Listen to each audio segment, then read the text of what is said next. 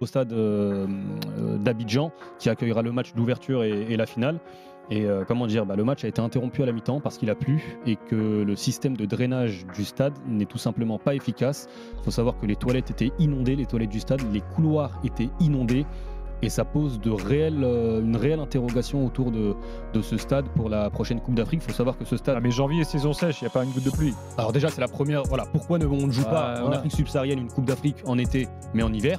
Ça répondra à Gianni Infantino et à tous ceux qui veulent impérativement nous mettre ça en été. Mais surtout, le problème de ce qu'après, stade... ils veulent que ça se fasse que dans un seul pays où il n'y a pas ces problèmes-là.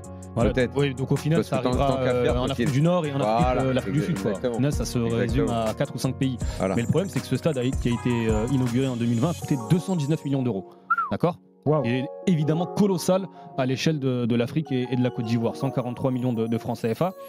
Octobre 2020, inauguration. Juin 2021, fermeture pour refaire la pelouse qui n'était pas aux normes FIFA.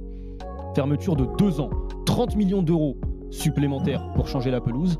Et on se la pelouse, 30 millions d'euros. La pelouse. Le stade a été fermé pour changer la pelouse. Il y a un peu d'argent qui s'est évaporé là.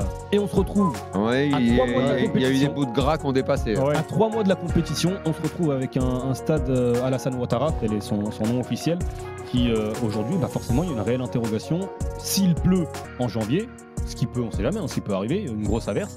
Non, peut se passer du côté d'Abidjan. Est-ce qu'on pourra jouer dans le stade phare de la Côte d'Ivoire qui accueillera le match d'ouverture et le stade, il est Abidjan ? Il est à Abidjan. Et la sélection, tu les vois comment ? Alors, sur le papier, c'est une équipe qui, à mes yeux, est l'une des plus impressionnantes du continent, qui en plus a récupéré un gardien, Yaya Fofana, le gardien du SCO d'Angers, qui a fêté sa première sélection à l'occasion de cette trêve internationale.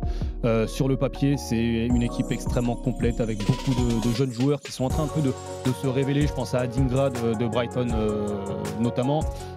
Jonathan Bamba qui à 47 ans a décidé finalement de se dire c'est pas mal de jouer finalement pour la Côte d'Ivoire parce que j'aurais pas ma place en équipe de France. En défense pareil, il y en a beaucoup, les Kosonou, les Aurier, les Singo, il y a un mélange. Aurier est encore là ? Aurier est encore là et honnêtement pas trop en avec sélection. La Côte d'Ivoire,